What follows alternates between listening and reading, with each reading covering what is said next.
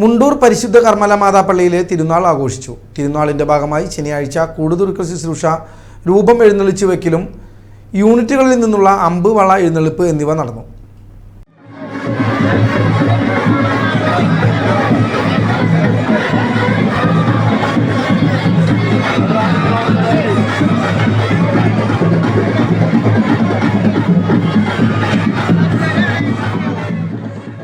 ഞായറാഴ്ച രാവിലെ നടന്ന ആഘോഷമായ തിരുനാൾ കുർബാനയ്ക്ക് ഫാദർ ജിഫി മേക്കാട്ടുകുളം, ആന്റണി ചീരൻവേലിൽ എന്നിവർ നേതൃത്വം നൽകി. ഫാദർ അബ്രഹാം കാവിൽപുരയിടം തിരുനാൾ സന്ദേശം നൽകി. വൈകിട്ട് വിശുദ്ധ കുർബാനയ്ക്ക് ശേഷം വാദ്യമേളത്തിൻ്റെയും പൊന്നിൻ കുരിശിൻ്റെയും മുത്തുക്കുടകളുടെയും അകമ്പടിയോടെ തിരുനാൾ പ്രദക്ഷിണം. തുടർന്ന് വർണ്ണമഴ, യൂണിറ്റുകളിൽ നിന്നുള്ള അമ്പ് വള എഴുന്നള്ളിപ്പ് എന്നിവ നടന്നു. തിങ്കളാഴ്ച രാവിലെ ഇടവകയിലെ മരിച്ചുപോയവർക്ക് വേണ്ടിയുള്ള അനുസ്മരണ ബലി നടന്നു. വൈകിട്ട് 7-ന് കാഞ്ഞിരപ്പള്ളി അമല തിയേറ്റേഴ്സ് അവതരിപ്പിച്ച തച്ചൻ എന്ന നാടകവും അരങ്ങേറി.